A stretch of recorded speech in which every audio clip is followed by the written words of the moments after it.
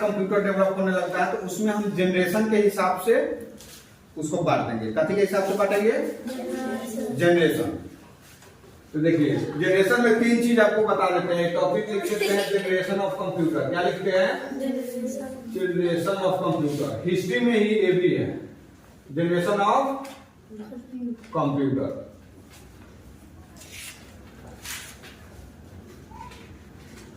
Generation of computer यानी कि generation कैसे बदला, हर एक चीज का जनरेशन होता है, ठीक है।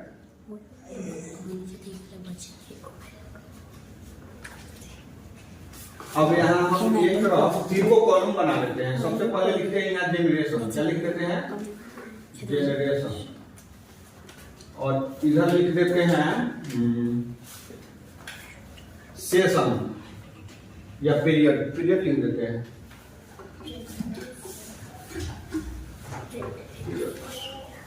ठीक है। इधर लिख देते हैं टेक्नोलॉजी। देखिएगा टेक्नोलॉजी। ये तीनों क्यों लिखे हैं?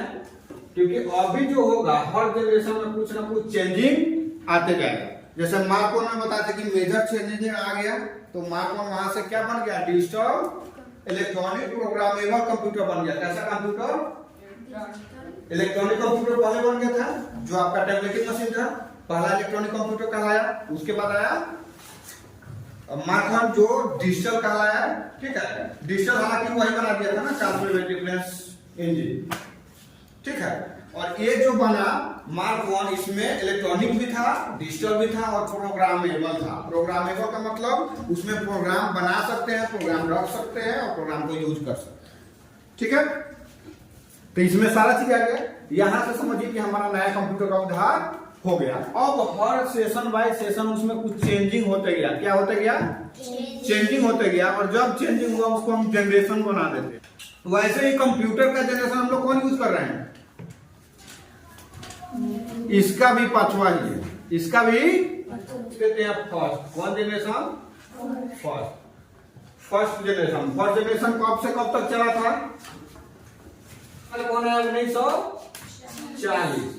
ये 40 से लेकर के, क्योंकि कंप्यूटर एक दिन में डेवलप होता नहीं है और जनरेशन एक दिन में बदलता नहीं है, इसलिए कुछ पीरियड्स रहता है। इसलिए यहाँ हम ईयर भी लिख सकते थे। ईयर का मतलब एक साल, तो यहाँ पीरियड्स लिखे हैं, मतलब पीरियड्स ऑफ ईयर। कुछ साल का अंतराल जो है समय, तो 40 से लेकर के कब तक चला? 1956 तक। ठीक है। 40 से 1956 तक। अब बताइए फर्स्ट जनरेशन में जो बना था मार्क 1 के बाद पहला कंप्यूटर आया, उसका नाम एनीवैक और एडवैक था। एनीवैक और एडवैक, यहाँ का नाम लिख देंगे। इसको हम बोलते थे एनीवैक।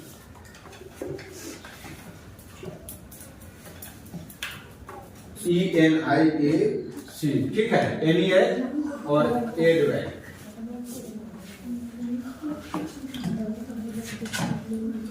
एडवैक।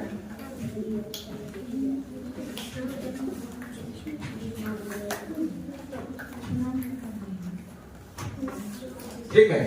ये सारे जो जनरेशन, फर्स्ट जनरेशन में एनीवैक, एडवैक, ये सब कंप्यूटर बना। तो इसमें जो टेक्नोलॉजी यूज होता था वो टेक्नोलॉजी का नाम था, क्या नाम था?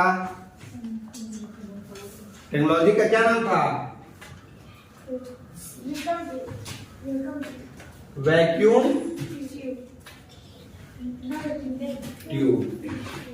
वैक्यूम इंटर करता था कहाँ? मशीन में, पहले कंप्यूटर में।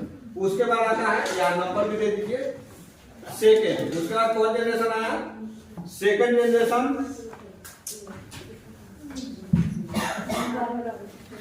हाँ बताइए। सेकेंड जनरेशन 1956 से 1900।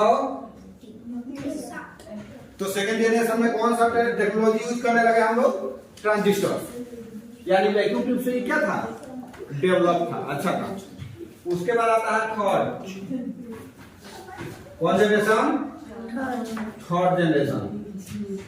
शॉर्ट में लिख रहे हैं जनरेशन। थर्ड जनरेशन कब से चला? 1963 से 71। 1900। इसमें क्या चला? क्या लगा? IC। आईसी का फुल फॉर्म होता है integrated circuit, integrated circuit. Transistor से ही एडवांस था आईसी, ठीक है। जैसे आप क्लियर है। अब आते हैं चौथा जनरेशन में। आईसी के बाद फोर्थ में जब आते हैं तो हमारे पास क्या यूज होने लगता है 1900 तो 1971 से क्या हो जाएगा 2010 यानी अभी तक भी कह सकते हैं ये सब अभी तक क्या यूज होता है इसमें माइक्रो प्रोसेसर। क्या यूज होता है माइक्रो प्रोसेसर। अब तो समझ में आ गया होगा कि हमारे कंप्यूटर में क्या यूज हो रहा है माइक्रो प्रोसेसर। हम लोग कौन सारे कंप्यूटर में क्या है माइक्रो प्रोसेसर या प्रोसेसर कह सकते हैं, ठीक है। सब में क्या है प्रोसेसर बेस्ड है। और प्रोसेसर के अलावा अभी आ गया है एआई। क्या आ गया है एआई, जिसका हम चर्चा कर देते हैं, लेकिन एआई अभी यूज सब लोग नहीं कर रहा है, वो सबके हाथ में नहीं है।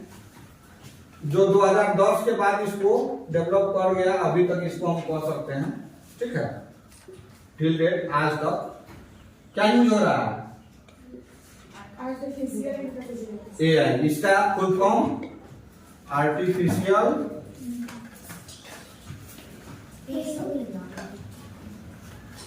Artificial intelligence.